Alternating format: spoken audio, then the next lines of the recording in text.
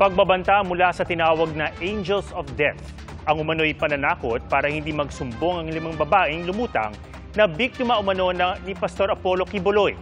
Git naman ng abogado ni Quiboloy, maglabas ng ebidensya ang PNP. Saksi, si June Veneracion. Libreng edukasyon kapalit ng pagpaparecruit.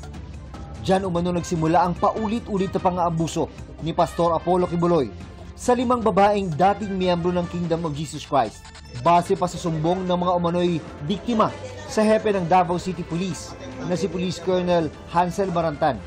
Sa batang edad umano sila kinuha at karamihan ay mula sa broken family. Even their mothers, they brought their children doon sa foundation. At the age of 13, they were started to be raped. Sasabihin sa kanila ni Pastor Quiboloy na you are offering yourself to the Almighty. He's a pedophile. As simple as that. Or you can find simpler word than pedophile. Ilang taon umano nagtagal ang mga pang-aabuso at may schedule pa umanong sinusunod. Like for instance, Monday. Victim 1, you are to be raped by Quiboloy on Monday. Victim 2, you are to be raped by Quiboloy on the Tuesday, and so forth up to Sunday. They were shaped, they were brainwashed, indoctrinated, until such time that they were, they accepted their fate. Matinding takot din ang dala ng banta sa mga bata mula sa mga tinawag umanong Angels of Death. Halimbawa, sinabi mo na you were sexually molested by Quiboloy, papasok na yung angel to get even with you. To get even means papatayin ka at pati yung mga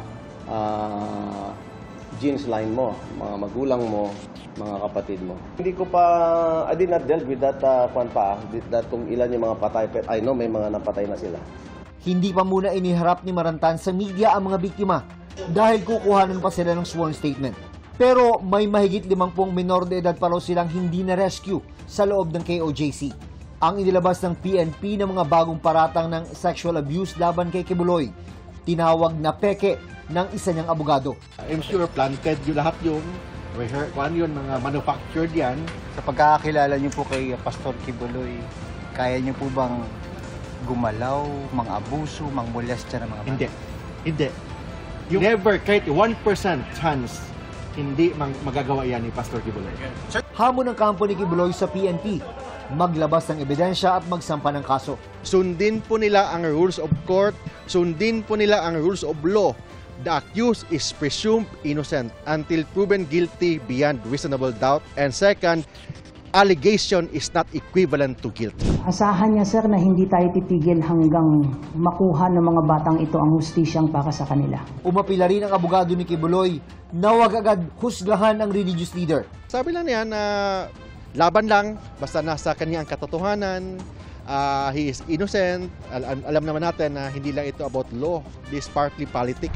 Nakatakdang iharap bukas si Quiboloy at mga kapwa niya akusado sa Pasig RTC Branch 159 para sa arraignment ng kanilang kasong qualified human trafficking na hindi pwedeng piyansahan. Bawal ang media coverage, lalo't mga minor de edad ang mga biktima ayon sa PNP. Inilatag na ang seguridad sa inaasahang paglabas ni Quiboloy sa PNP Custodial Center papuntang korte sa Pasig.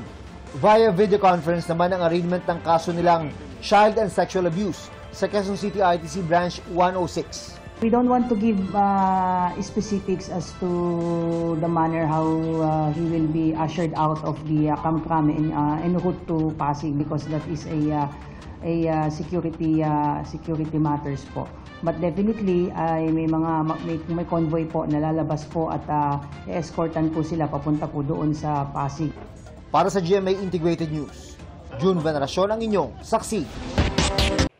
Mga kapuso, sama-sama tayong maging saksi. Mag-subscribe sa GMA Integrated News sa YouTube at para sa mga kapuso abroad, samahan niyo kami sa GMA Pinoy TV at sa www.gmanews.tv.